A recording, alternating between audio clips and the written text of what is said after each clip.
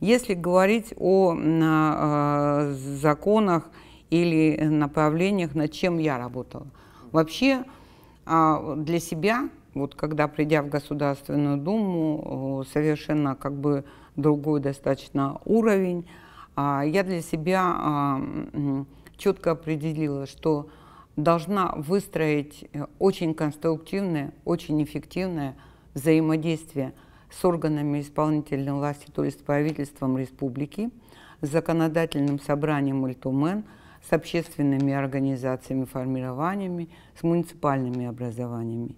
Это вот то, что касается в рамках работы над законопроектами. Потому что человек не может генерировать один законы. И мы в рамках общего правового поля должны работать консолидированно и внятно. И один из законов, приведу как пример, это законопроект, который касался, он сейчас уже закон, это именно работа в удаленных условиях. Мы достаточно серьезно, конструктивно обсуждали с нашими министерствами, ведомствами, с приглашением профсоюзных организаций и выработали определенные предложения республики с учетом наших особенностей в виде предложений и поправок к законопроекту. При принятии законопроекта, при рассмотрении законопроекта, уже принятии закона, те особенности, которые касаются территории республики, они были услышаны, были учтены. Второе направление, которое важное, и, в общем-то, это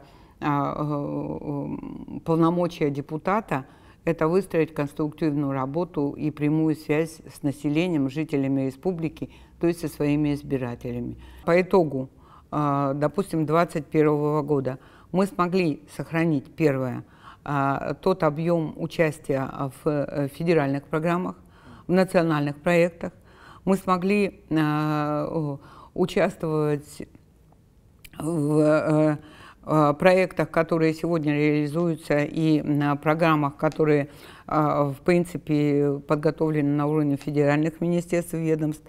И, в принципе, считаю, что вот те объемы, которые касаются, и это все равно развитие республики, это касается модернизации дорог, это касается модернизации объектов здравоохранения, это касается тех же строительства аэропорта, которые сейчас у нас строятся.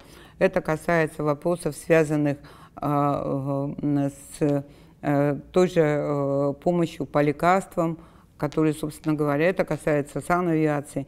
И общий объем финансирования по 2021 году у нас где-то получается в объеме 87 миллиардов. Это 2021 год, и я считаю, что это результат. Это результат работы правительства, главы республики, в первую очередь, правительства республики, и работа совместно консолидированная с депутатским корпусом, с депутатами Федерального собрания Российской Федерации. И вот из этого объема 87 миллиардов это средства, которые мы получили на аварийное жилье. Ну, где-то общую сумму, можно сказать, из 87 26 миллиардов это аварийное жилье, это модернизация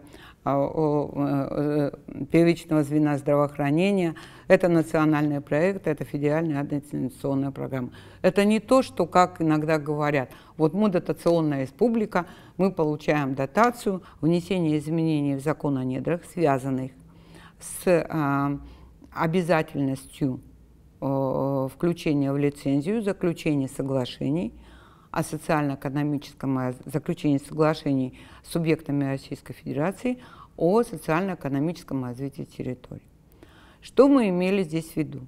Мы имели в виду, что на начальном этапе, в период прихода недропользователя по приходу недропользователя на ту или иную территорию, недропользователь должен взять на себя определенные обязательства.